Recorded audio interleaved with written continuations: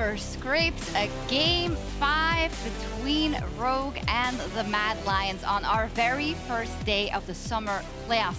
If that isn't a gift for everyone at home, I don't know what is. It might be a gift for our players, but I think that they are a little stressed at what is on the line here. Of course, continuing on in this winner bracket, booking your tickets to Malmo and booking your ticket to the World Championship right here, right now. We started this day with Comp talking about how they feel like they floundered it. They gave it away. They had chances to directly rock for Worlds if they got that first spot over G2. They didn't. It didn't happen, but now they have a chance again. Vedi, this has turned out to be a fantastic best of 5 so far. Yeah, it certainly has. And we talked about it at the beginning of the day where it felt like playoffs was anybody's game, right? That all of our teams, we didn't really know what they would look like coming into playoffs. Inconsistency was a big problem that we had for many teams, but both of our teams are delivering today and in very different ways.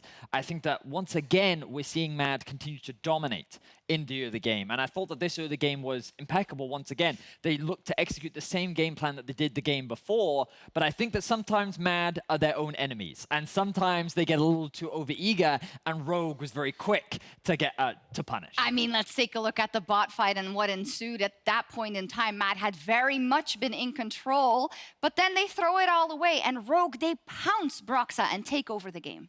And I think that's what was really so impressive about Rogue in this particular matchup. It felt like once they had that one good fight, they just kept going aggressive over and over and over, absolutely steamrolling Mad Lions. And once they got a little bit of something that was just, you know, they already reached the point of no return. There we go. Yeah, and there it is, we see it. Mad Lions walking up a little bit too far. Rogue looking for the Arnold. Odoamne had a lot of great ones of those. They find a lot of openings. Nisqy is coming in from the side, trying to split it up, ending up in a bit of a tricky situation in the 1v4. And ultimately, there's just nothing he can do. Rogue slowly kills all of them and ends up getting the ace. And what was impressive was how Rogue utilized this single punish into just snowballing the game out of control. They take this one fight, and then it's very rapidly into another fight, into another fight, into another fight, with Comp getting an insane solo kill as well, like with the culling. It was just crazy aggression that we don't often see from Rogue, but often in the past, when we, especially last split, celebrated a lot of Rogue's strength, this is what they did. They converted their early leads into dominant performances, and they looked very dominant. And they never let up. So how do you look at this now? At the one point, you could say, well, Rogue, what a momentum boost. Take that game back from the early game defeat and completely steamroll them. Mad Lions might be down and out. On the other side, you could say, and I saw Mac, he was getting ready to talk to those guys, being like, right, well, obviously, we fumbled it there. We fumbled it very hard. We are not going to let that happen again. Broxah, what is your instinct? I feel like if you're a Mad Lions, you're going to have a look at the Ornn first of all. Ornn was a big part of why all these fights were so easy to start. Perhaps the Jarvan, but that's something they already showed that they can deal with earlier in the day. But most of all, Mad Lions had a huge advantage. And if they snowballed correctly, if they used the early game advantage the same way that they had in the previous games, they would have won.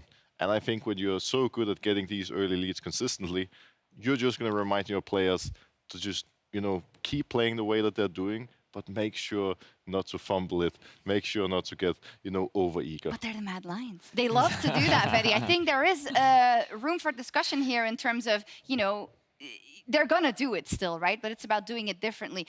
Talk to me about the kind of Yuumi evolution we saw then, right? Now, Rogue going, no, we will actually ban it away. We're going for the Ornn first pick. Then the Kalista was picked on the other side. Do you think there's where Mad Lions dropped the ball? Yeah, well, I think that the drafts were actually fine. I liked Mad's draft, and I think that with the early game lead they had, they didn't really need to push anymore, because I thought that the scaling angle that they had was still very good. It was only going to get harder and harder for Rogue to play the later into the game that they went. The thing that stands out to me is kind of, as we've already been talking about, sometimes Mad can be their own worst enemy with their desire to just keep pushing the game forward, and sometimes they end up hurting themselves.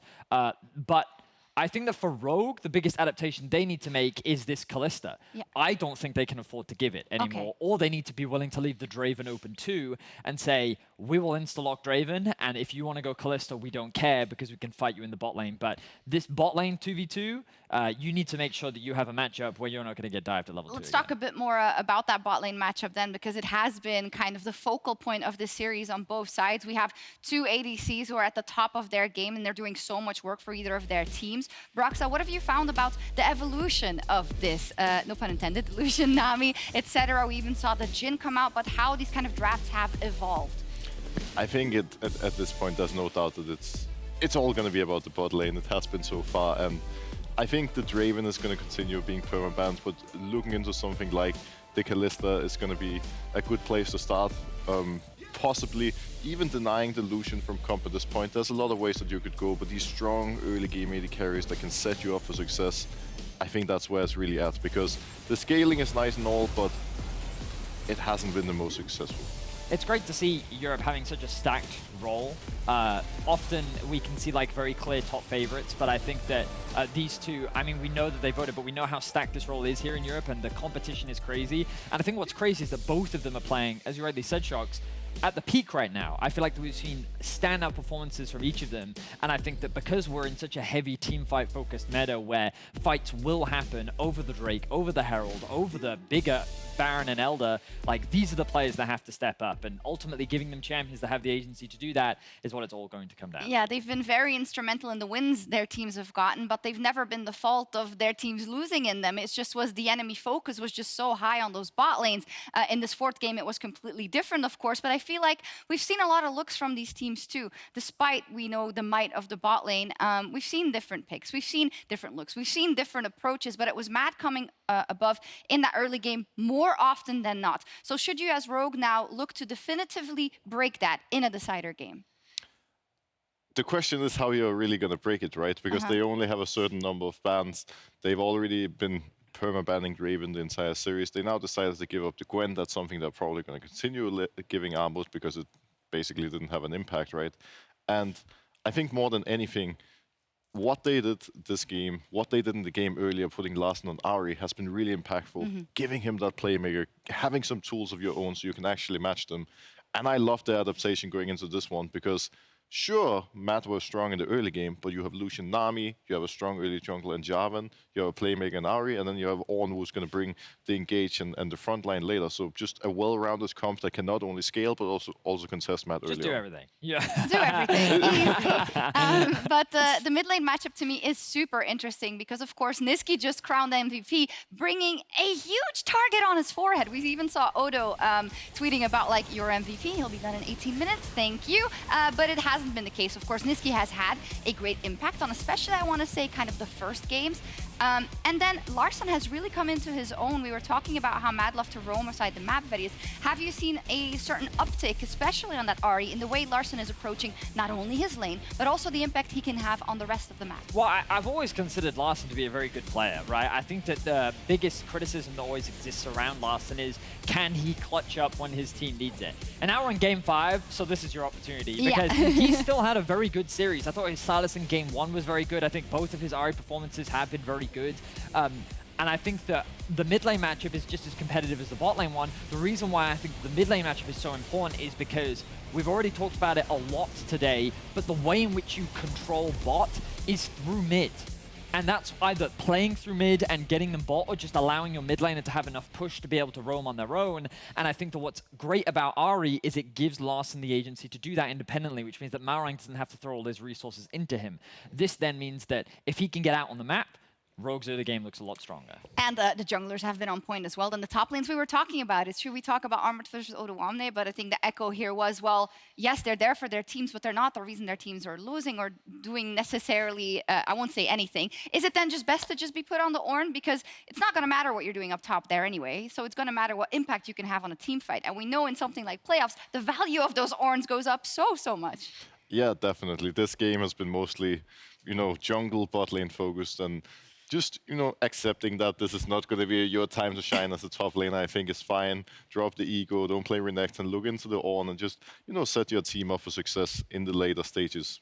A lot to talk about in terms of what choices they're going to make, but as we go into the game, let's focus on the bigger story here about the growing rivalry between Rogue and between Mad. Mad has a win streak in terms of best of fives over Rogue, but I don't think we've often been in this position because it has been a reverse sweep. It's been a clean 3-1. I believe also maybe, no, not a 3-0 in there, another 3-1 in there. There is a 3-0 in there. There is a 3-0 in there as well, but this is a point where we now have a decider game on even keel between the two, Vedi, and yeah, hopefully it delivers. first. And it feels like both teams can feel confident about coming into the game 5 as well. Broxah's right. If you're Mad Lions, you can just sit there and say, that was our game. We lost it. Rogue didn't take it from us. We can just do the same thing again. It's not a problem. Whereas Rogue can sit there and say, we know exactly how to beat this team. We know how to punish them. We know how to punish their mistakes. This is our game plan. So from both teams' perspective, they can ride that momentum into game 5. They both probably have a very clear game plan of what it is that they want to do. And I think that we're set up for a perfect game 5. So your prediction was in fact 3-2 for the Mad Lions. And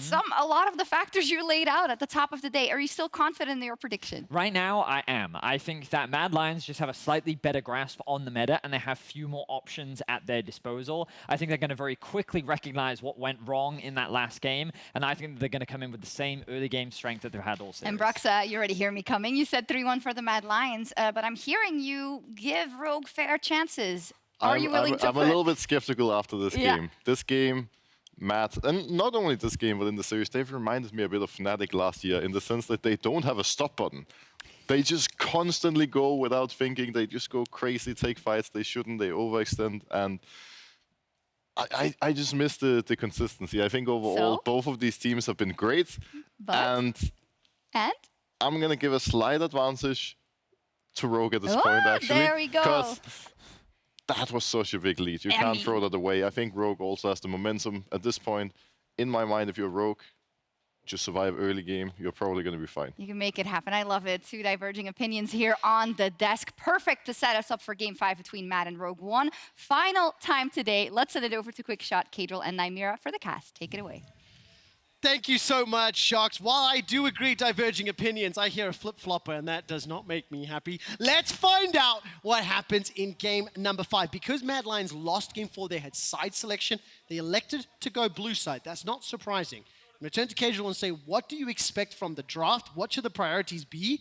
Because it's 2-2, this in-game meta is now going to impact the final draft. I wonder if Rogue have to ban 3 ADs on red side. Draven, Kalista, Zeri. 3 AD bans. In game 2, we saw them do Draven, Gwen, Zeri, but I don't think Gwen's a problem unless they ban Ornn on blue side in the first 3. Maybe they can match it with Renekton. We'll see how confident they are, but game 5 draft is loading up. Let's get into it.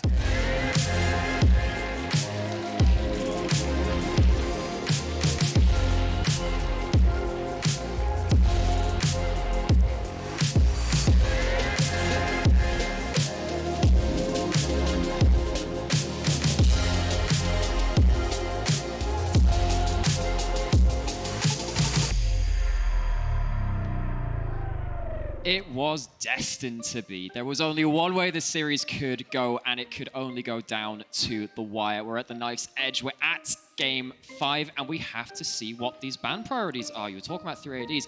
I don't think you can let that one through, though. There are some difficult choices that Rogue need to make on that red side ban list. Of course, with the music in the background, I'll pass it over to Bob the Builder.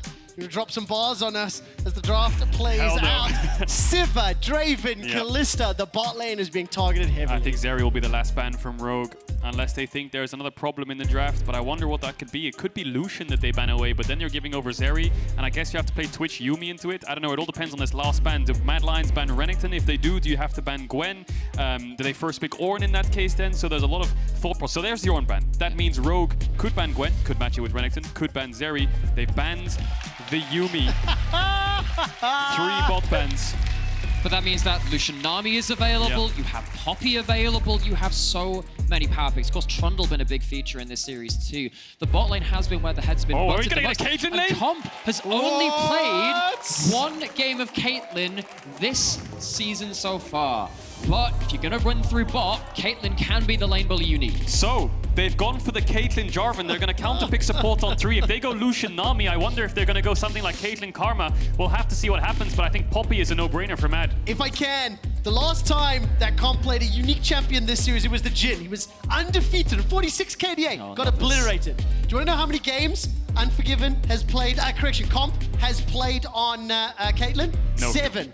Do you want to know how many wins he has? 7. Oh. And he's got a 10 KDA. So just by the way, his Jhin was popped earlier. Can he do it again? Lucian, Nami, Renekton, and now what do we follow? What's the support pick? You could go for something like the Caitlyn Karma. Morgana does sting a little bit into the Nami Lux. I like that. Another big pick.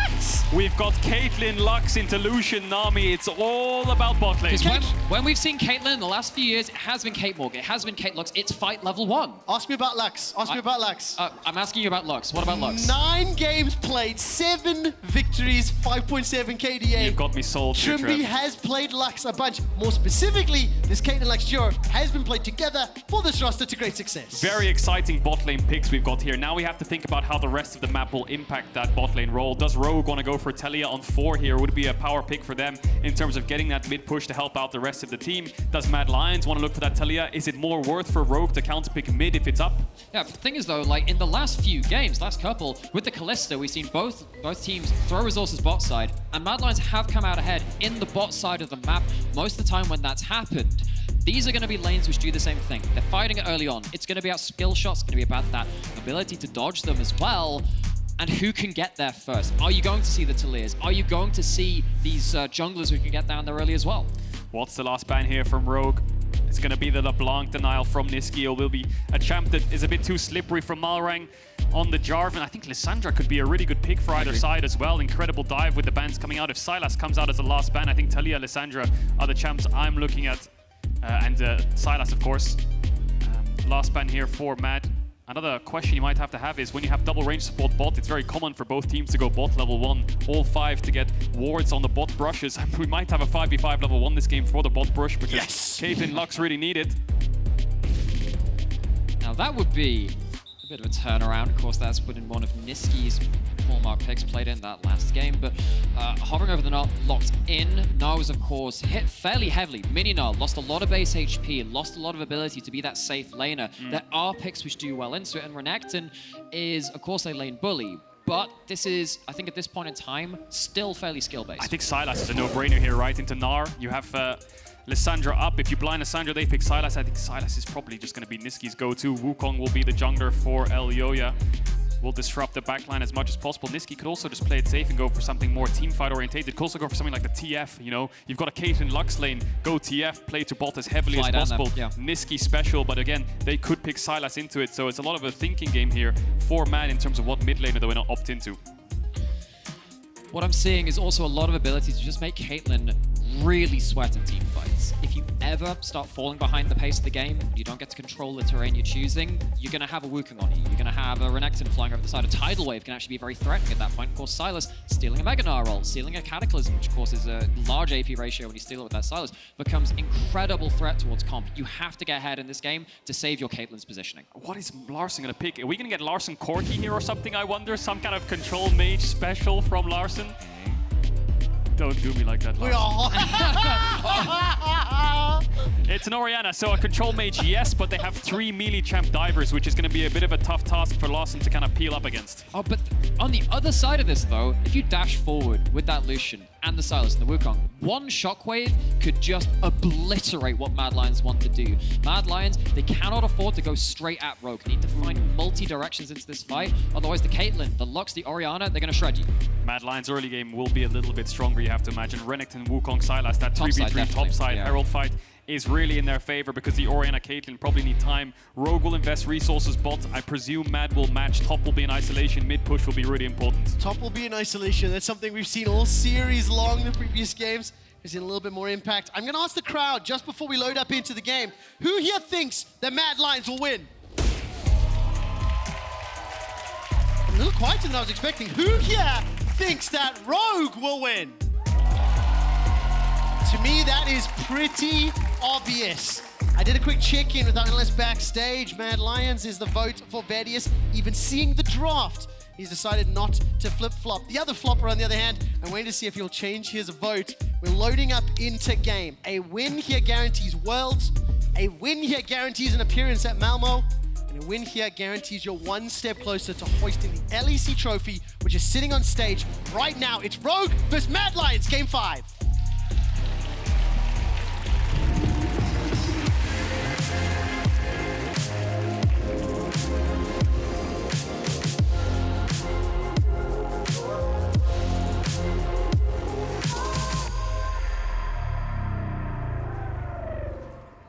As we load up onto the Rift, Caedrel, I want to come to you first and talk, I think, a little bit more specifically about this bottom lane. I think the two previous games, the storyline, the Kalista, the impact that it had in Mad Lions' win in Game 3, then their loss in Game 4, and now we've got a completely different look. Caitlyn lacks something that we haven't seen in months and months from Rogue. Yeah, range supports just want to crash waves, stack waves, make sure they can consistently keep the push up and then just get wards on enemy jungle, get as much information as possible and chip down those plates. Yes, might have a little bit of sustain with the Nami, but I feel like one binding on that Nami and she's basically dead. You've got so much burst, even Comet on Trymbi here, not even playing Guardian, he's just playing full for lane. And I think Rogue need to have their jungler either starting bot side and denying Elyoya's red or pathing down on a quick level 3. And of course, we've seen some very diverse early games from these teams. If Mad don't get ahead this game, that same kind of interaction where you have one binding into kind of one kill at that point, that's going to remain throughout the later stages of the game too. Rogue, they get ahead. Hell, if they're even, Mad Lions have to get creative about how they approach fights. Mad is going to late invade topside because they know Malrang wants to start red and path down. He's all alone without a ward. They're going to find him. Odoamne is going to run top. Malrang might just die here. Oh my word! So good from the observers. The vision's out. Malrang's already escaping, does not die, but will once again lose his jungle buff. Is this the third time in a row? Third game in a row. He's losing his first buff of the game. It won't hurt too much because he can get level 3 off his bot camps, but it means Elyoya can take his red raptors. No, he's going mid for a gank and he's going to cross back into bot side. It looks like Larssen will respect it. Midwave's in a bit of an awkward spot. He might have to call his jungler soon. And there's a really important thing about what Elyoya does here, because he doesn't stay topside too long. You can't afford to be topside too long if your bot lane gets into dire straits. I'm really interested in seeing what happens over control of the bot lane in the next minute or so. You can see right now, Kaiser, Unforgiven, forced off of the wave. Jarvan is bot side, won't have that red buff, but Elyoya is here to at least bail them out should the worst come to happen. Talk to me a little bit about these two matchups, because obviously the range on Comp and Trymbi is going to help so much against Unforgiven and Kaiser. But assuming they can get past that light binding, do you think there's going to be enough damage on that side to pop it out? Now, Odo is about to gnaw out. Armut, however, has got the empowered Q, the heal. Flashes for flashes. And they're so close to going down, but both players dodging the damage. Not done yet in the middle lane. Nisqy on the Sylas is beating up and bullying Larssen. I do want to keep my eyes on this mid lane matchup. Just very quickly, I think that Larssen has been the more impactful mid laner throughout the course of this entire series. And on Nisqy, on Sylas now with the opportunity to push and bully, I think he has an opportunity to claw back some of the deficit that Larssen has put him in. And one of the reasons you can see him taking these heavy traits is because Elyoya is battle warding, something that, of course, Peanut way back in Season 5 made so popular at that point. You just scout out the enemy jungler, you go deep and then leave some wards behind you. Malrang, he's not going to be able to make the game-breaking early plays, not going to be able to force flashes quite as easily as some of the earlier games in this series. And it was in spring 2021, when Rogue was 2-0 up against Mad Lions in the finals, that Rogue decided to run a Caitlyn Morgana lane. And it was from that point onwards they were reverse swept. They had an incredible gold lead. Larssen was playing Tristana. They had a pretty sizable gold lead. They got flanked, lost a huge bot fight. So they're not kind of strangers to these Caitlyn lanes. They will know how to play around it. It's something they pull out in Game 5s before, in big best-of-5 series. It's just a case of keeping that push, maintaining that push, tracking jungle. 3-man stack here for Mad Lions on the top side. Odoamne under his tower. Larssen's used the TP. They don't have a response there. Larssen will not be at this play. Oh, the flag and drag doesn't knock up anyone from Rogue. Here comes Nisqy, looking for that abscond. That's not going to happen this time it does. Odo's not going to be able to gnaw out. He's dropped so far to 1 for 1. Malrang's got the double buffs, got the double kill, looking for the third. The red buff is doing so much. He has lethal tempo. Away from the Kingslayer. You do not win those. That's another. He stacks up auto attacks. He's running lethal tempo. None of this phase rush nonsense, and he just blasts the top side of Mad. Yeah, no Trundle on the enemy team, so he's going to go for more damage-orientated rune, and it pays off there. The 3v2 in favor of Rogue. Great outplay there by Odo. The second the tower starts being tanked up by Mad Lions, he jumps over them to dodge as much damage as possible to make it a 1-for-1 before he goes down. Then it's Malrang on the combo to follow up to make sure they get all 3 kills. Disaster strikes for Mad Lions in Game 5. And that could have even gone worse. You can see how close Odo was to getting that rage bar into red, being able to trigger it with that wall up the W. There would have been so much more HP to get through. But just as we were saying, early game, so important. Watch what Mad can do through this top side. They make a crucial misplay. And we expected top to be in isolation, but it's non-stop action up here. It seems like the bot lanes are pretty happy handshaking the Caitlyn push. Malrang was down there a little bit earlier on, but it's all about topside dives for now. 2 plates already almost over to Rogue. Binding misses. Oh, so much damage from Unforgiven! Oh, the shield! Not gonna be able to get the kill from the Light Slinger! Trymbi saves Comp's life! They survive, they don't hit the CC, but they get the kill. Unforgiven wanted to flash forwards and auto-attack Comp to finish, but the shield was too big, so he only has 1 auto in the flash before he's out of damage. He won't be able to keep up with the Caitlyn, so it's just a clean 1 for 0. And I think if I caught that right, Comp, 90 caliber nets out of the Lucian Q. That's a huge amount of damage missed out on early, so Comp, Trymbi, even though it seems like it's so bad for them at first, low HP, low mana, missed some skill shots, they outplay at the crucial moment. Great early game for Rogue here. You can see the bot lane gold difference mostly on Trymbi, which is important because double Amptome in base with a Dark Seal gonna do so much damage on the poke. We're gonna have a look at this one again on this 2v2. Yeah, I really want to see what Help watches out here. Look at that, just about dodges out on the Lucian Q. That damage would have led this to a 1-for-1. Heck, it might have actually killed Comp before he could get that first kill.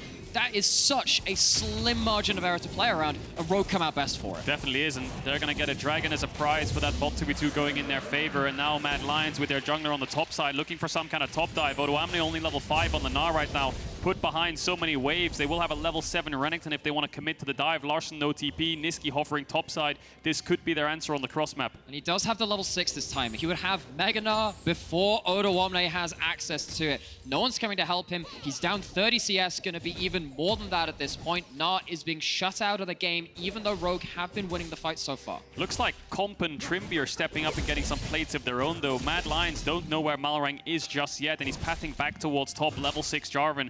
Larssen extremely low on mana, though, so he won't be able to run topside and help out his top jungle. Odo really needs to be able to get back in here and catch this next wave. Malrang here to secure it. I mean, that kill and assist is so impactful in keeping Odoamne relevant. Is only a 500 gold advantage in favor of Armut, who's done so much damage. Not going to be able to find the solo kill. Malrang arrives just in time, waiting for cooldowns for Armut. Can he slice? Can he dice? Not needed. One wallop to the head from Elyoya, picks up the second for Mad Lions. Malrang may be thinking about pulling the trigger on that Cataclysm, but doesn't quite have the damage to finish off Armut. Armut with a huge advantage in an individual level at this point, but he has to do what Odo couldn't do earlier in the series and transfer that lead into something tangible for Mad. I think it is fair to say, though, that Armut's Renekton advantage at 8 minutes is significantly larger than what Odoamne's advantage on the same champion earlier was. Malrang gonna throw down that Cataclysm, almost take it out. Armut, by the way, is playing pretty intense this game in comparison to how quiet their performance is. I mean, Caedrel, you mentioned it. So much action as that boomerang almost interrupts. Odo's level 5 to Armut's level 7, and there's a 40 CS difference. So far behind. He'll ding over on the next creep, so lucky for him, he's not too far behind. But Armut, if you can see on the experience bar on the left, the purple bar next to his portrait on the side, he is around 1 creep from level 8, so it's a full 2 level lead for Armut. Odo gonna really struggle now. Armut building towards, it looks like that Gore Drinker. Armut, sorry, going towards that Gore Drinker, not going for the Blade build. Okay. Wants to make sure he's more of a bruiser-esque champion in these team fights. Yeah, and you know, that kind of diverges from what we've seen from Renekton's on the patch so far. It has been that blade into the Frostfire Gauntlet. It makes you a lot more tanky in terms of just the base stats that you have, even if you do lack some of the regen that the Gore Drinker does have. In this game, it's going to be a bit more ability to dive onto those targets, a bit more damage involved. Just quickly before the fight breaks out, let's take some stock. As there is the Abscon, the Abduct, the Shockwave thrown down. Finalis, Funkin, as well as Cataclysm for the kill. That is a real disconnect of Nisqy from the rest of his team, because while you do have, you know, someone stood behind you, he just doesn't respect where Rogue's members are in fog of war. Those bullets going back to base. Interesting to see, though, that Mad Lions will get this Herald because Rogue are leaning bot, Comp getting this full tower. It looks like complete cross map coming in. Larssen will TP mid to defend the wave in the mid lane. Comp will try to get this full bot tower. No TPs up just yet for Mad, but even if they TP in, they're going to get dove, so they have to settle for this Herald. And not only has this been a back-and-forth series where we get to talk about the intelligence of these teams, we also get to just scream and react and get excited about how much blood there is. The river is running red because the average combined kills per minute of the LEC in summer regular season was about 0.75. This series, 0.9. So we have a healthy 20% increase on top of that. And I love the fact that these two teams have been bold. They have been committing to the plays. They haven't been just sitting back and letting the game happen. And of course, that is something that Broxah specifically talked about on the analyst desk. Thank you, Berlin. Because he mentioned the fact that he felt Mad Lions a little bit Fnatic-esque, just full sending all the time, a little over-aggressive. I kind of felt it a little bit this game. Now, they have managed to bring some gold back, thanks to the Rift-Out. They're still down 1,800 at the 10-minute mark, but Rogue are in the advantageous position. They are, and it's the Caitlyn that is ahead. Will Comp get his Mythic in base? Now, the lane assignment gets a little bit awkward here for Rogue. Do you put your Caitlyn bot with no objective to play for? No, you need to put her mid, so that means Larssen probably has to go towards bot, but then Orianna on a side lane does struggle a bit, so they're going to have to play some kind of mid to bot shenanigans. Odo has TP, Dragon spawning in 38 seconds. Yeah. Does Rogue want to contest it? I think one of your bonuses at this point is that you don't have supports which are going to be impacting the side lanes as much, like Elyoya or Nautilus, which locks you down at that point. You do have a support, though, that's actually going to add significant damage. This Lux is 1,000 gold up over Kaiser, and normally we don't talk about support damage, but way back in the day, there used to be a couple more mage supports which would add to that, and the Lux going towards an API, going towards Sword Pen Boots, is actually going to add a significant amount of damage into these fights. This is an intriguing game when you look at it, because there's a 40 CS advantage for Armut in the top lane. In the mid lane, it's nearly 30 advantage for Larssen, who once again is out-CSing Nisqy this series. And in the bottom lane, it's 20 in favor of Comp. So that gold lead is very scattered throughout the entirety of these teams. It's almost exclusively Armut that's keeping these teams close together. But on the side of Rogue, a lot of movement as well. 11 minutes in, lane assignments have been swapping and moving dramatically. Dragon seems to be the focus as Rogue have started. Beautiful! The light binding, the range. Talk about zoning ultimates. That now prevents Mad picking the fight. That stings. Mad are hovering around for a fight, but no Unleashed teleport yet. 12 minutes into the game means Nisqy would have to TP to a tower. They may as well just give this one up. Free Dragon over to Rogue. And this is exactly why we mentioned early on, look, if Mad don't get ahead early, things get rough for them, because you don't get to stop Rogue setting up. You don't get to stop Lux having time to find these picks, having vision to find these picks. And at that fight, you can see how it doesn't work out for Mad. And please excuse the bad analogy, but if you were to put your hand on my forehead and say, try and hit me, Trevor, my arms don't reach. I do have quite long That is arms. exactly what Caitlyn and Lux want to do. Put their hand on Mad Lion's forehead. If it also had like a spiked glove on the end of it as right, well. But that's exactly what we just saw on that Dragon. Second of the game, 12 minutes in.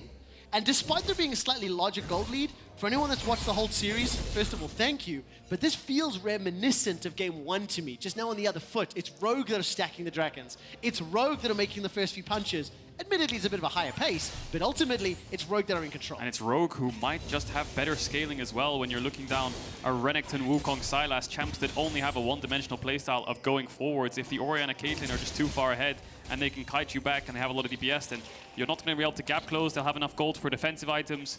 And Trymbi being ahead just means that face checking becomes a lot harder. Caitlyn can also set up traps around the river for these Dragon, and they're going to have to face check and take the damage eventually. You do still have a lot of mobility on the side of Mad Lions. You have a lot of damage on the side of Mad Lions in the right situations. It's just harder to get that damage down. However, if Rogue make a big enough mistake and Mad Lions are on point, this game is still very much in the balance.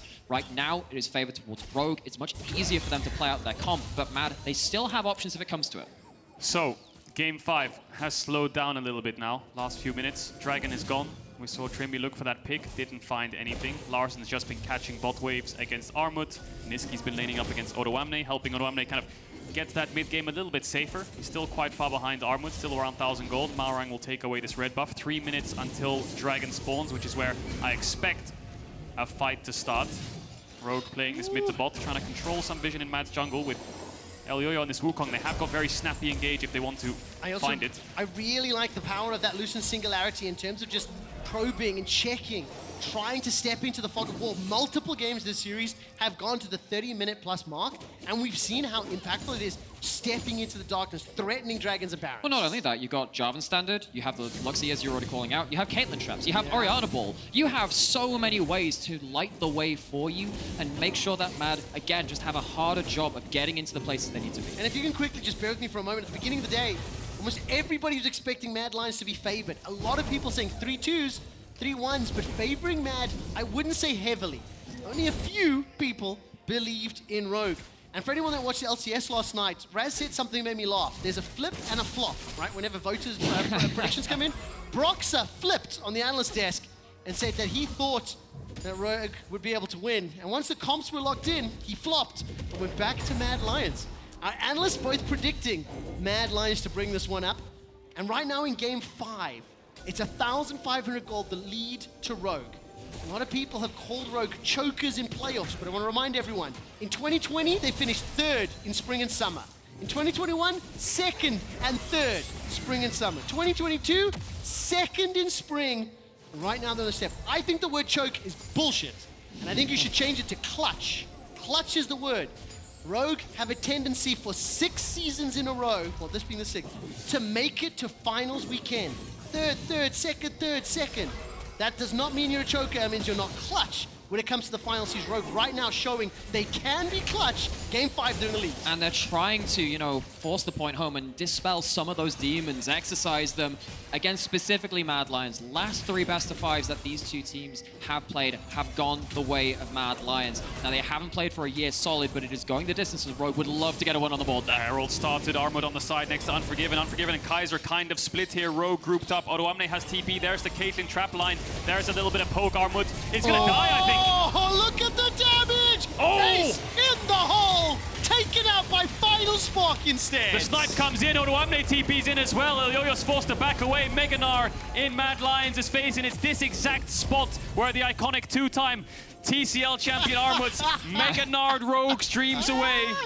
And now it's Rogue a year later, sorry, pushing It looks down the like mid lane. he wants to disrespect the Mad Lions as they're pushing into that mid turret. Well, I mean, Mad disrespected the choke at that point.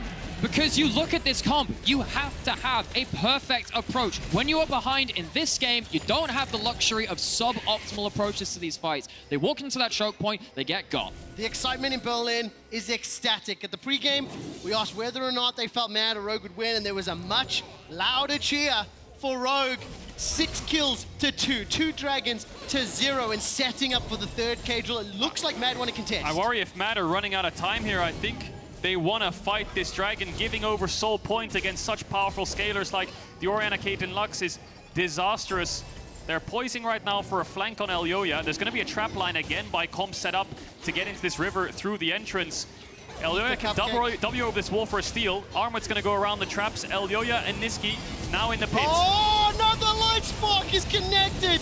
Armut's already going to go down before he can mega out. Larssen. Malrang's now on the back, trying to dissuade so much damage from the culling. Malrang's forced to flash over the wall, and the dragon is now secured, or controlled rather, by Mad Lions. But at what cost? Malrang's waiting for the EQ into R. They're not going to use it just yet. Mad Lions don't risk it. It's a 5v4. It is so difficult. Once again, Rogue just controlling where they want to fight. They are fighting on their terms, and they are winning those fights. They come away with a kill, they come away with a dragon. Nisqy had the Gnar ult ready, but they weren't confident enough in the 4v5, sorry. Dragon Ocean Soul points for Rogue, 5 minutes away. Baron spawning in 1 minute 30, and Rogue will control quadrants of the jungle. They will control the river, and Mad Lions need to find something soon. How do they find that something? Nisqy's got a stolen Gnar ultimate. Odo's not going to get hit by any of the chains. And as we watch this replay, I will ask both players to think a little bit how they come back. I mean, that Q from Lux, huge, just setting up. They only need the 1 pick to close up the fight. Now, it is actually fairly close to being a turnaround at this point. Yeah. Larssen does get caught by the tidal wave, has to flash out. You know, if you were just a little bit quicker on that follow-up, and of course it's very hard to match those timings, maybe that's the Orianna down. Maybe at that point you can re-engage the fight without that command dissonance really starting to mess you up on the next engage you go towards. But Mad Lions, they're showing some signs of life. It's just not quite that. Yeah, here comes a topside contest. Kaiser and Unforgiven trying to brute force their way in here to get some of these pinks so they can actually spot out the Caitlyn Lux before face checking into bindings. Top tier one's down. Elyoya and Armut looking for a pick onto Larssen. No flash. Elyoya could gap close with a W over the wall. I don't know if they got spotted by that vision plant, but Malrang's going to check. Pops the spear down, forces Elyoya back, covering his mid laner in case of a pick. Larssen really wants to get to Malmö. He's had a fantastic series. If he closes this out, will at least be guaranteed a showing at finals weekend. I want to go back to something Nymaera said a moment ago. Supports and damage, not something you really talk about. That's a Luden's Echo on a 2-0-2 Yes. Lux. And Wow. look at damage. I didn't actually know that was coming.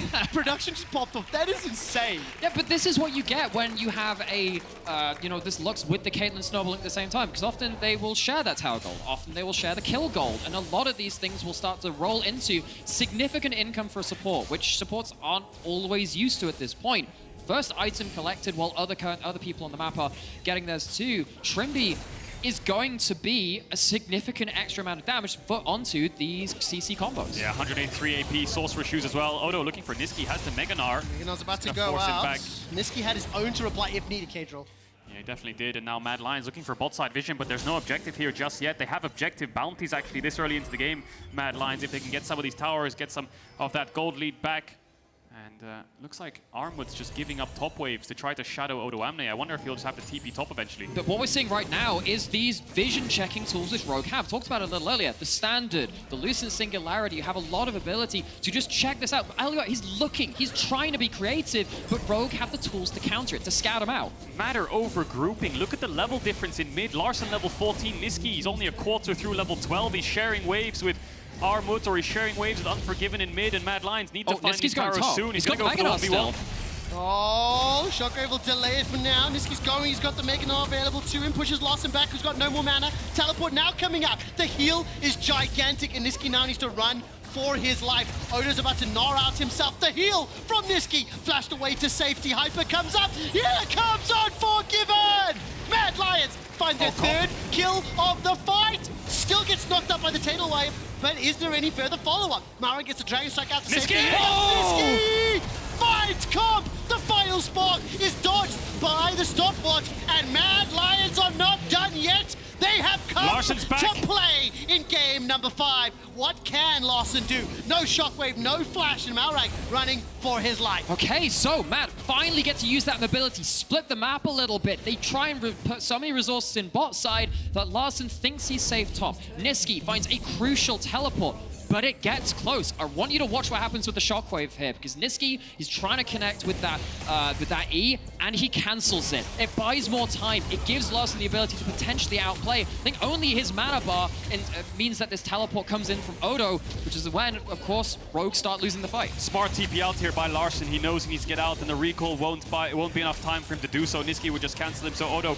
actually ends up losing his life. Comp really risky pathing here. Could almost lose the game for his team if that bubble connects, or if there was a little bit more follow-up from Mad, and then it's the junglers of Rogue and Mad who have a stare down, a 1v1, and I believe Malrang's the one coming out on top. Good flash here by Unforgiven to make sure they can kill the Caitlyn. Not a lot of damage coming out of them though. The shield helping out a lot there, but a big shutdown over to Armut on this Renekton. I believe the Dragon Soul is spawning in around 30 seconds from this point onwards, so there might be a 5v5 setup around it. 15 seconds left on this Dragon. Mad Lions have to contest this. Absolutely love the observers highlighting that kill onto Elyoya by Malrang. I actually missed that while we were live following the fight in the top half. It is the soul, Ocean Soul, that Rogue are looking to secure. Mad Lions need to win a late team fight. The final spark comes out. Clone. That's a lot of damage that was dodged, but he's below half. Yeah, but look at this again. Rogue, again, just controlling the jungle entrances. They have stopwatches to play with, but they don't have the flash on comp. See if Matt can reach the AD carry. They lost 3 ultimates though in that pick, and Elyoya's healing up. They're going from bot here. Elyoya and Armut from the top side. The rest of Mad Lions from the bot side. Rogue are pincered. Are they routed? Oh, Mad Lions need to win this fight! The Flash Cyclone! It's 1-for-1, but Comp manages to take down at least Elyoya on reply. That's a follow-up from Mad. 2-for-1, and they get the first dragon. Elyoya coming up clutch from Mad Lions. That's going to be 2 kills over to them. Big shutdown on Trymbi. They deny the soul. They can't go for the Baron. Both junglers down, but Mad are putting up a fight. It does not get better than this. Game 5, down in gold, behind, and Mad Lions find a way to come back. And those ultimates, which Rogue used to try and get a pick onto the jungler, aren't there for the disengage. Elyoya has the flash. There are several members of Rogue that don't, and he finds his match.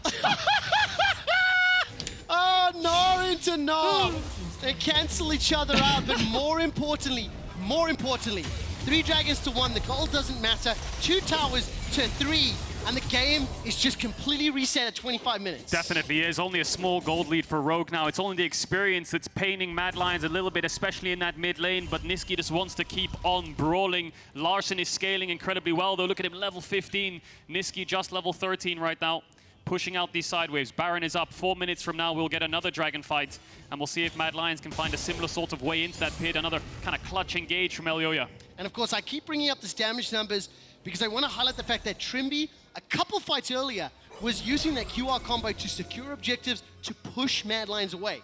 Because Larssen, Comp, and Trymbi committed ultimates and did not secure meaningful damage or a kill, that is what allowed Mad Lions to start the fights. Yeah, and this comp looks great from Rogue up until it just completely explosively falls apart. Because as soon as Mad Lions are on top of you, things go south. And that's what happened in that fight. Next fight around the Dragon, you're going to have those flash timers back up onto Larssen, onto Comp.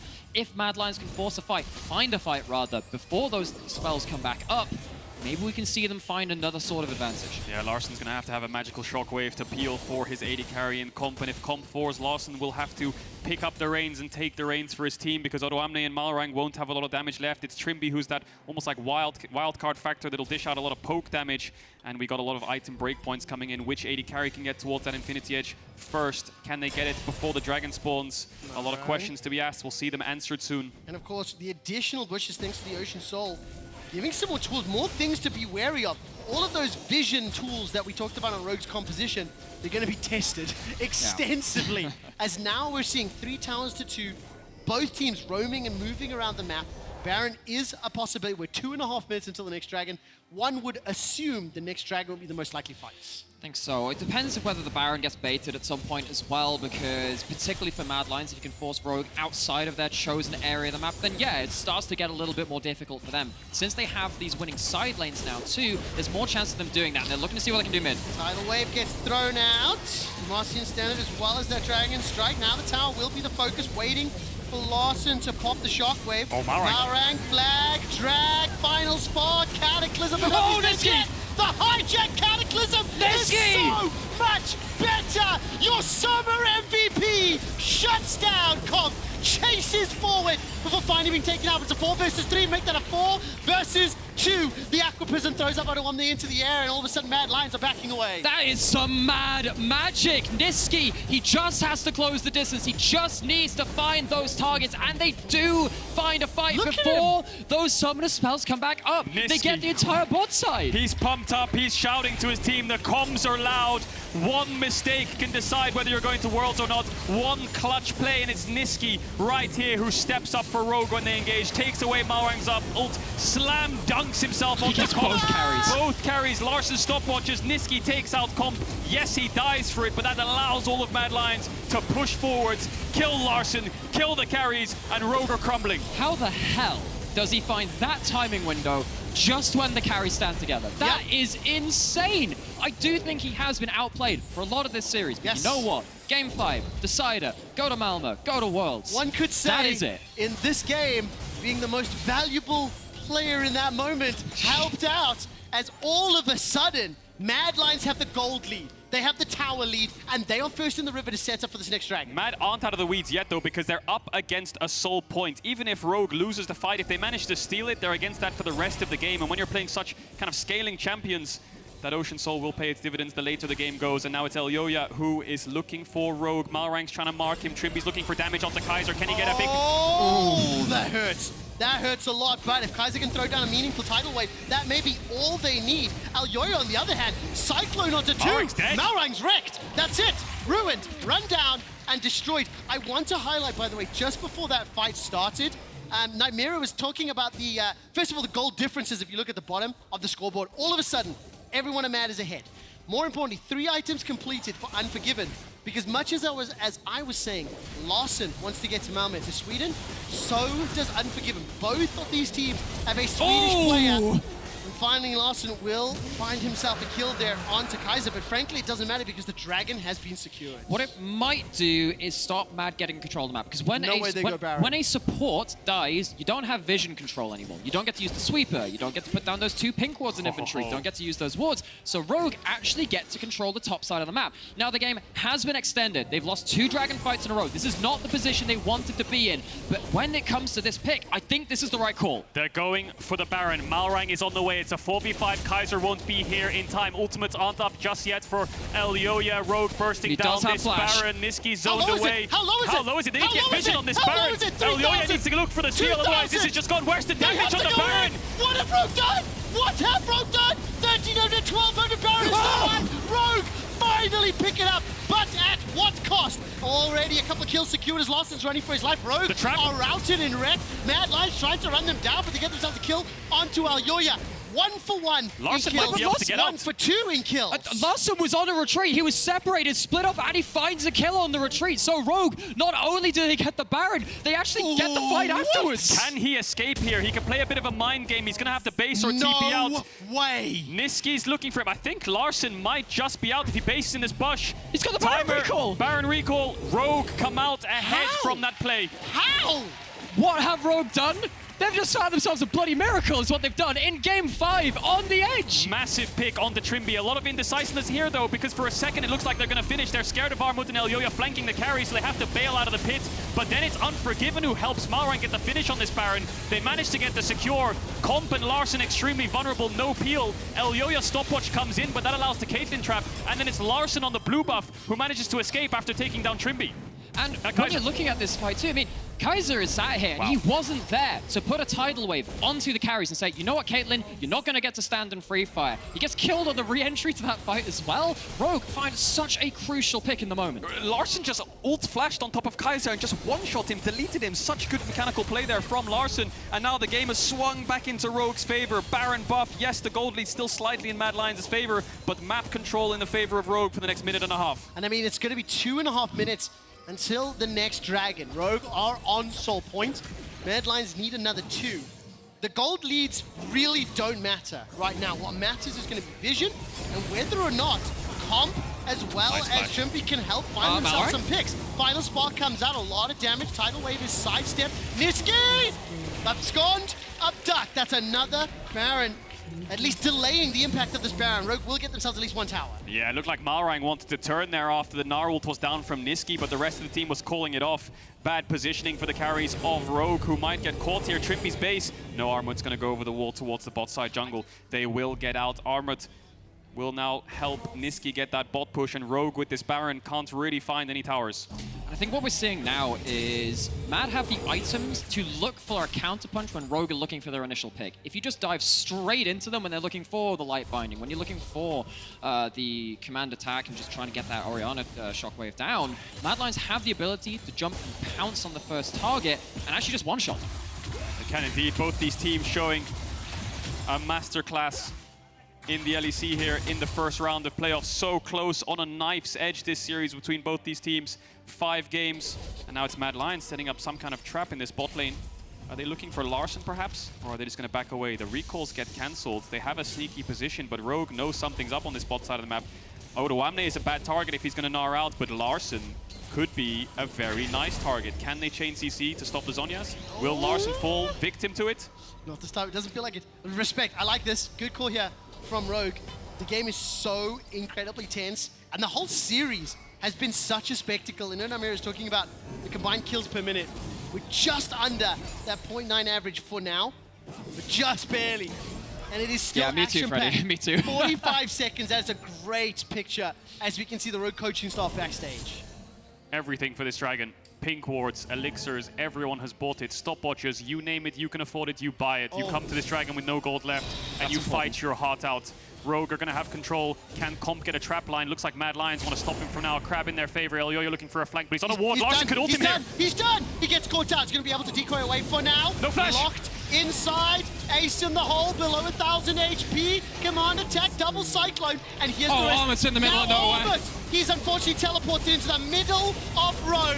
He slices, he culls, he dices, he dominuses, and finally he's done. Aqua Prison comes right back up. 3 members of Mad are running for their lives. Here comes Odo. No flash available to him, cannot find a target to Gnar. This has has to be Ocean Soul. And mirror this to the last time we were on this area of the map. It was Malrang getting caught by Elyoya and Armut on the bot side of the map. Rogue flipped the script, and they have a smite advantage on this Soul Dragon. Nisqy alive, Unforgiven alive. He has a Mega Gnar ult as well, and he has Flash. Teleport. If you need to clutch the game, Nisqy, you need to clutch it now because the Soul's dropping. Trymbi's looking for Unforgiven. Oh, what? It's the other way around. But the Dragon's secured. The Soul is secured. Caedrel, you said it. The other way around from the previous Drake, in which Kaiser lost his life. The Mad secured the Dragon.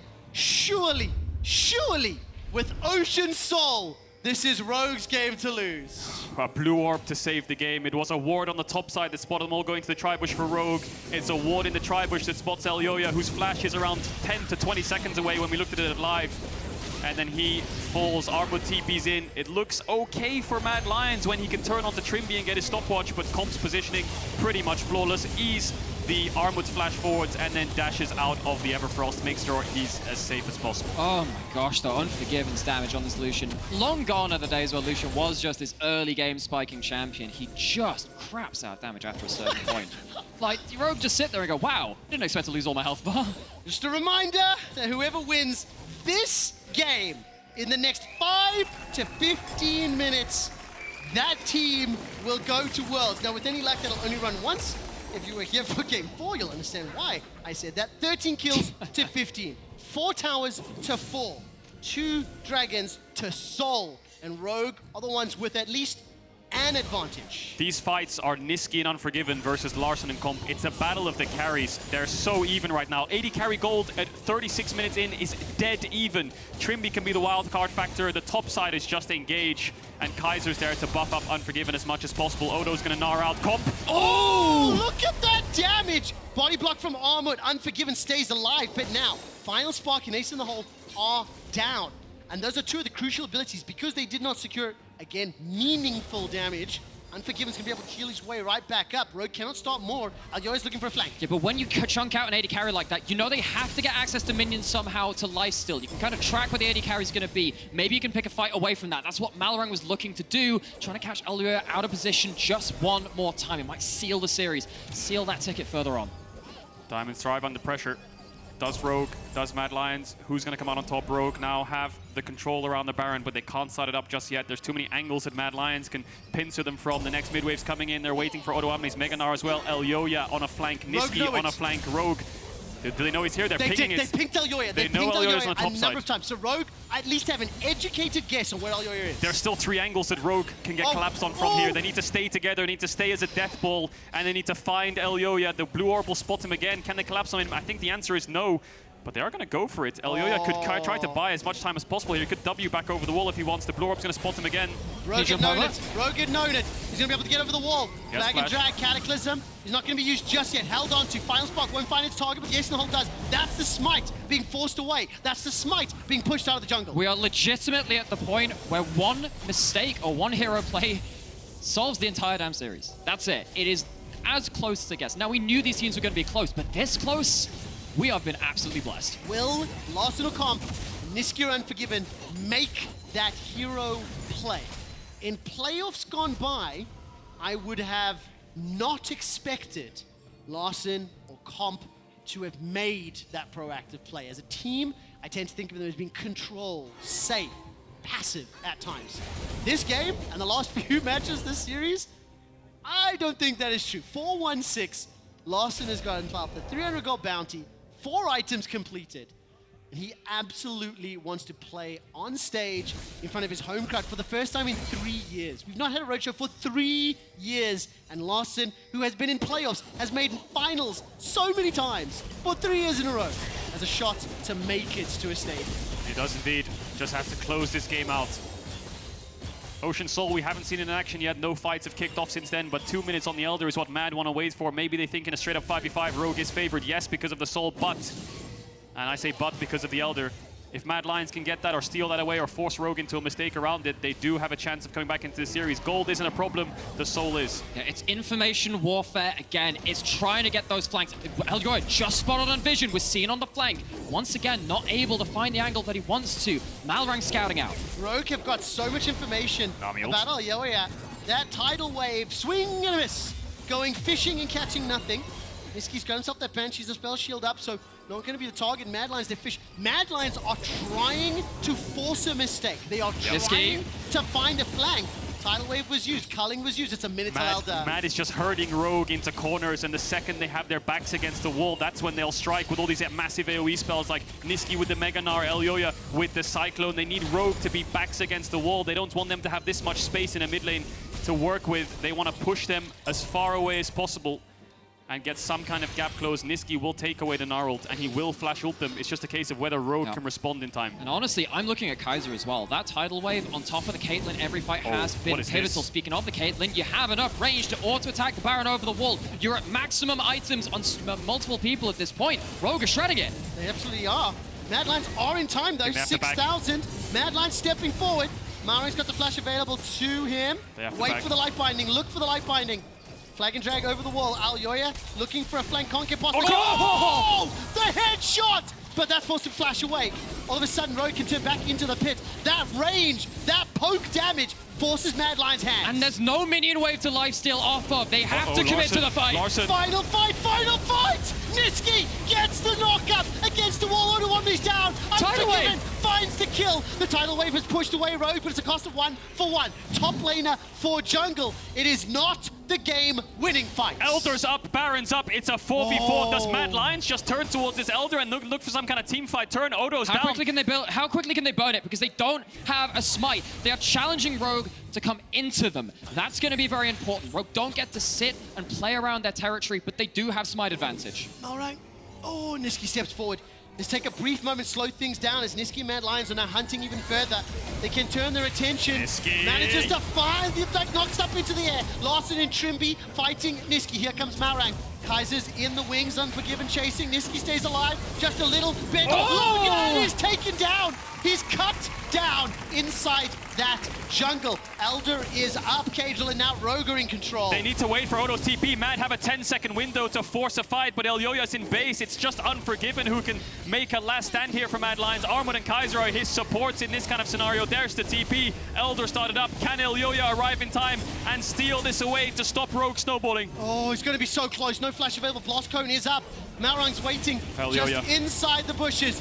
Once he hits the cone, the culling is being thrown out. Now Tidal Wave is available for Kaiser. It needs to be huge. It needs to be impactful. Waiting for it to get thrown down. The Elder could be the final ticket. It's the fight. Oh no! Hop, skip, jump, wallop, crunch through the house. And that is the kill. Unforgiven is down. A hero play needs to happen here. 8,000 hit points. Elyoya has still got that smite. Has still got the blast gun. There's no way. There's no way. And they're going to concede. They back out. Rogue secure Elder. You got 2 people down. You cannot risk losing another member for 40 to 50 seconds. Elyoya knows if he dies there, even with a steal, it would be the game. Elder hard won by Rogue, and they now stand in a huge advantage in the deciding game, the final game. They could finally, maybe, get that win in a best of 5 versus Mad. They have Ocean Soul, they have Elder, they're gonna have Baron buff as well.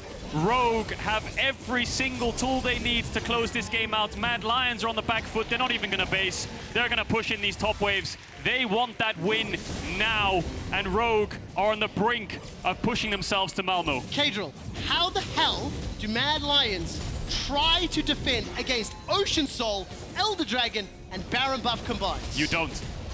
You just don't. That's they need a miracle.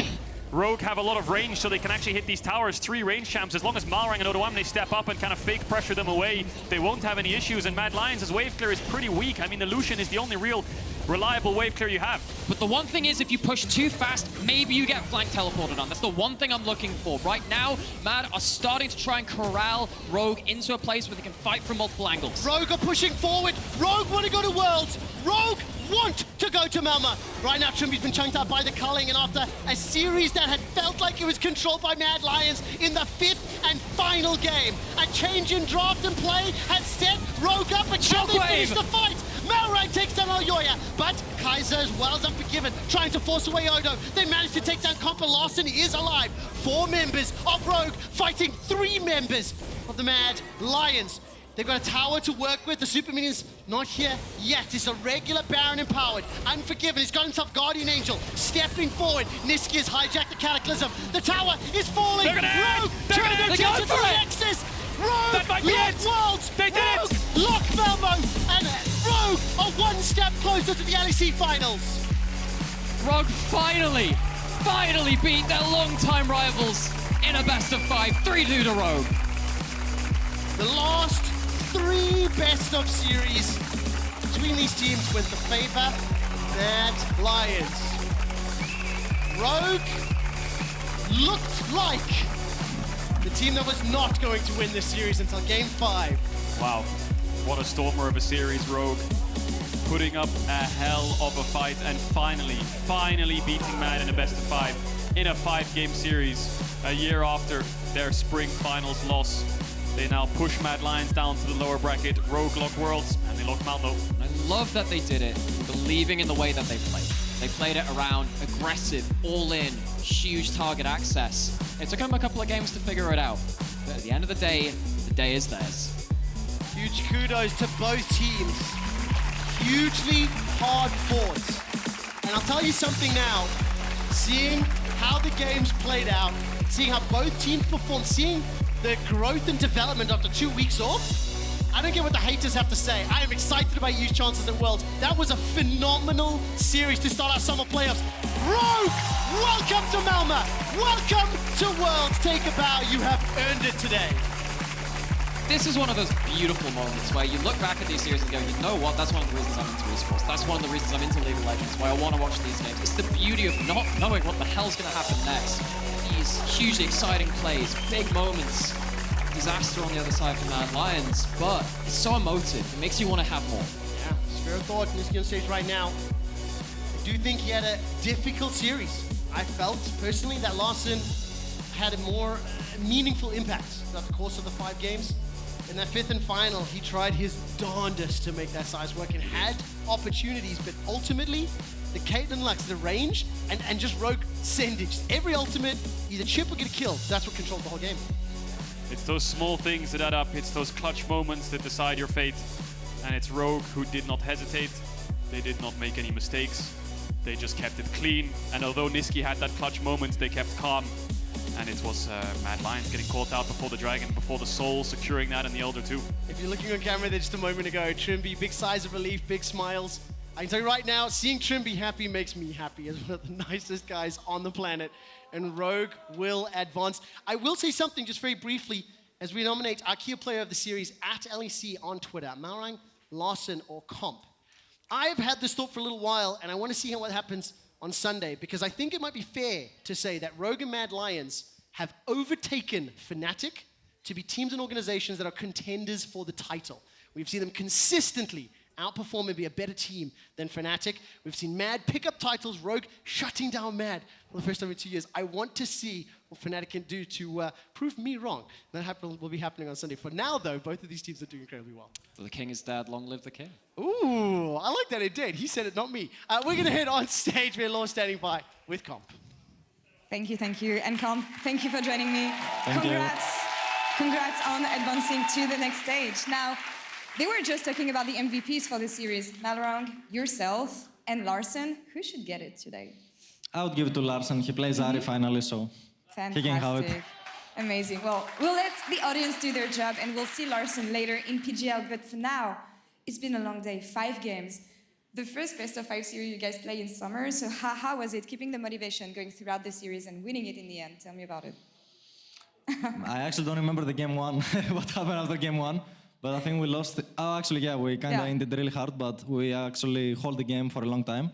So it kind of, I got vibes from Fnatic series last split, where first games were a bit rough, because mostly of us playing bad, but we were like holding as much as we could, right? So I could really see this series going to a game 5.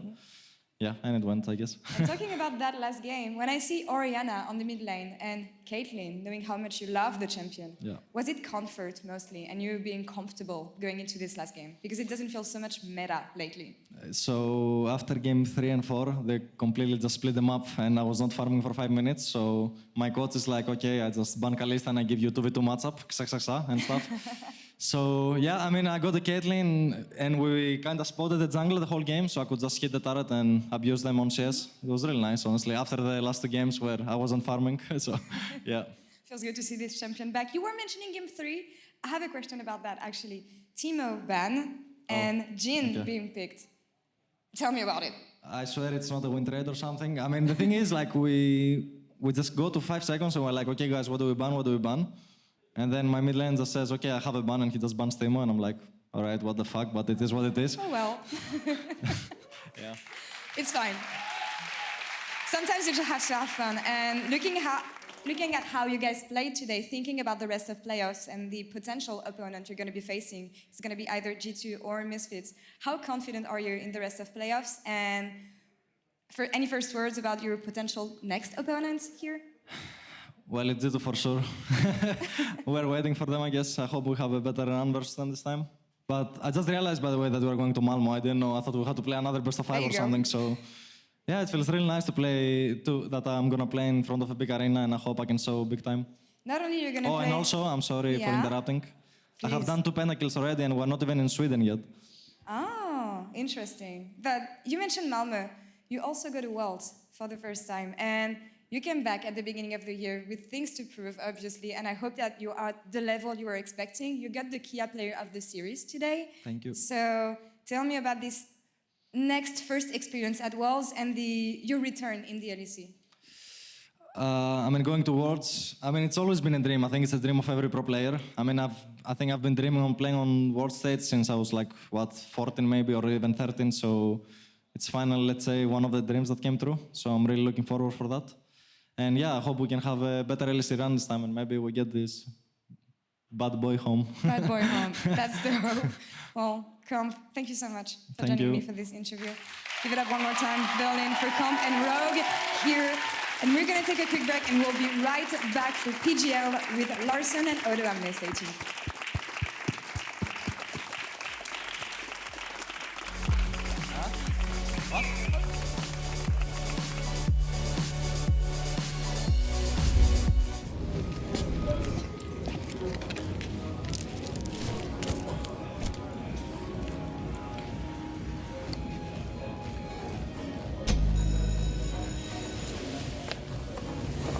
Even the biggest champ needs a break. And some Kit Kat for you, and some Kit Kat for Elder, and some no Kit Kat for Barrett.